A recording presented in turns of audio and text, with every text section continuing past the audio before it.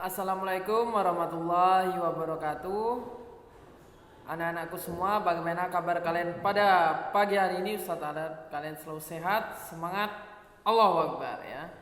Anak-anakku semua, hari ini kita belajar bab 3, yaitu indahnya nama-nama Allah ya. Jadi kita belajar Asmaul Husnah, nama-nama baik Allah ya anak-anak. Kita belajar 4 Asmaul Husnah. Yang dari kelas 5, kelas sebelum-sebelumnya itu udah belajar anak-anakku pasti. Sekarang kita hanya belajar 4 dan memahami isinya ya. Yang pertama kita pelajarin ada namanya As-Somad ya. As-Somad artinya yang maha dibutuhkan.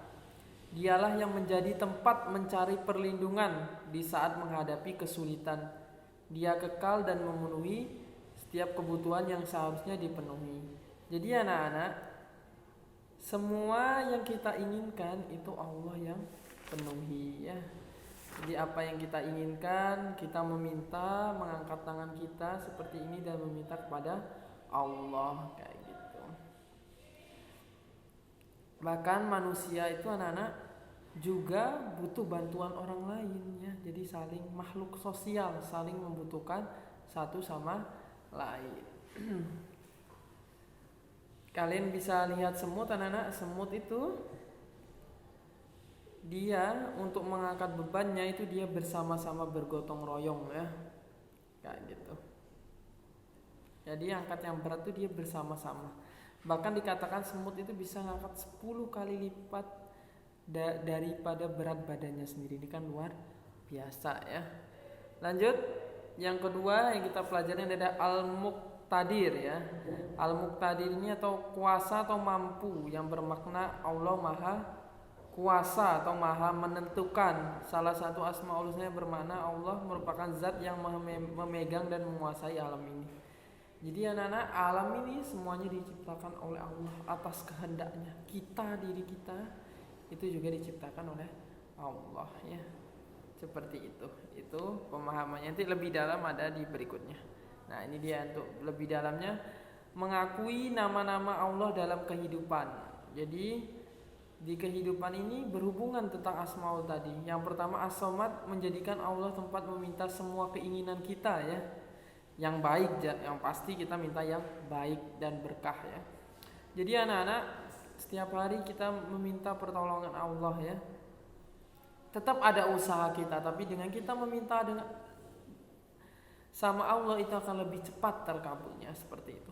Berusaha menjadi orang yang bermanfaat bagi orang lain. Nah, misalnya orang dalam kesulitan butuh bantuan, itu kita bantuin, kita bergerak lebih dulu untuk membantu orang tersebut. Misalnya di kelas ada yang butuh pensil, penghapus segala macam, itu kita bergerak duluan untuk memberi manfaat kepada teman kita, seperti itu. Yang berikutnya berusaha membantu teman di sekolah ataupun di rumah dengan tenaga, pikiran dan tutur kata yang sopan ya.